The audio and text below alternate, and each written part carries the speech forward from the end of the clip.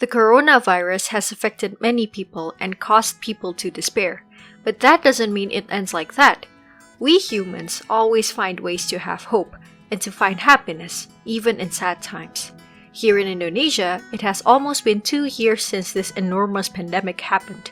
A lot of things have changed. Many people have gotten sick and died, many offices have closed, and many have lost their jobs. Even so, some people, including us three, have met with new friends, new encounters, and great experiences in this pandemic. My name is Jessica, and today with me I have Aurelie and Yona. We are going to talk about the current pandemic situation in our beloved country, Indonesia.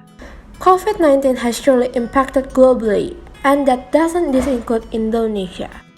Within Indonesia, there are a lot of occurrences that follow after the pandemic, which includes students who are forced to do online class at home as a way of getting an education, and office workers who now also work from home. There are even people who lose their jobs because many job fields are closed off.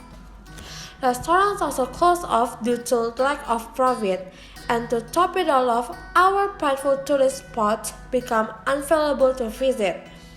These occurrences all stem from the pandemic. We have regulations in order to hopefully reduce the infection rates. We will further explain this regulation later. Next, we have statistics that explain COVID rates within Indonesia.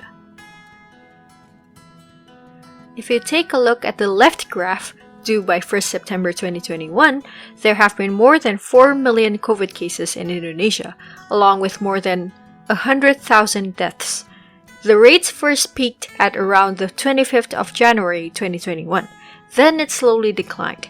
Then in June, the cases started to rise again and the graph reached its utmost peak on the 26th of June 2021.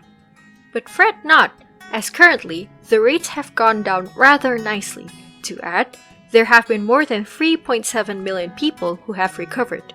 The right screenshot shows our beloved president, Mr. Joko Widodo, who has stated that he will be making the COVID-19 vaccinations free for all citizens.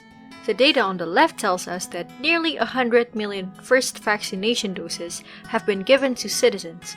More than 35.9 million citizens have gotten their first complete vaccinations, which makes up 13.2% of Indonesia's population fully vaccinated. So what is PPKM? PPKM basically means mobility restrictions for citizens. These regulations are implemented as a result of our government's solution to limit mobility and hopefully reduce the number of COVID-19 infections. The regulations are divided into 4 levels, determined by how severe the rates are at the current moment. Some of the regulations include: first, recreational spots have more limited operating hours. Second, citizens are prohibited to travel outside their respective cities. Third, office workers and students are to work or study from home. Fourth, if any citizens would like to travel by plane, bus, or train, they have to provide vaccination documents and swab test results.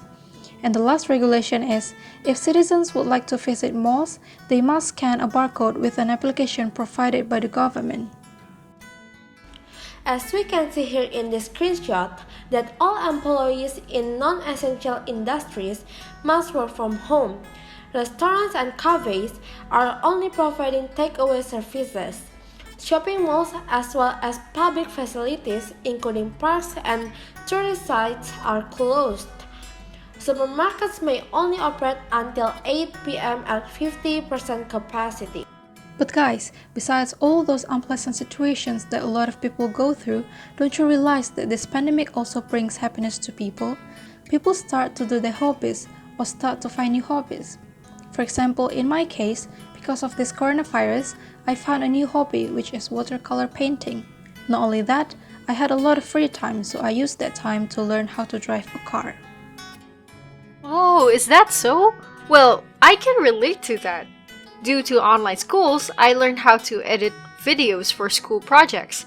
I first researched free editing applications and then asked for advice from my peers. Because of this skill, I managed to become part of the student executive committee. Wow, that's great! For me, Due to COVID-19, I started to revisit my old hobby, which is making nail art on my own nails or on my friends' nails. In addition, I also learned new things, namely learning the art of sewing, or commonly called embroidery. During this pandemic, our lifestyle have considerably changed. Due to our prolonged lockdown and citizens are prohibited to go outside without necessity, many have innovated new and unique applications to fulfill our daily needs. As an example, we use an application called HaloDoc. HaloDoc is an application that enables us to buy medicines and consult doctors from the convenience of our homes. Other examples that help us with the food department include GrabFood, GoFood, ShopeeFood, and HappyFresh. These applications accommodate food, snacks, and beverage. HappyFresh is an application that mainly focuses on selling fresh groceries such as vegetables and fruits. All of these applications are very practical and convenient because we are able to get what we need within the same day we place our order. Online business is an opportunity to get new experiences. I was heavily influenced by my friends and family. My parents have actually already had a healthy drink business, which also inspired me to begin my own food and beverage business that sells main courses along with desserts. Currently, Indonesia's economy hasn't been going very well. I think that by opening this business, I can help my own family's economy. My business in this pandemic is fine because people are now more intrigued with buying food through online means, due to often restaurants being restricted or even closed off. Guys, want to know a fun fact? The government is not the only one who gives help in Indonesia. Our society is also involved in helping each other during these hard times. This screenshot here shows news of doctors in Yogyakarta that give free consultation services. It was also reported that there was a solidarity movement of free oxygen tube loan services and a distribution of vitamins and supplements from day to night.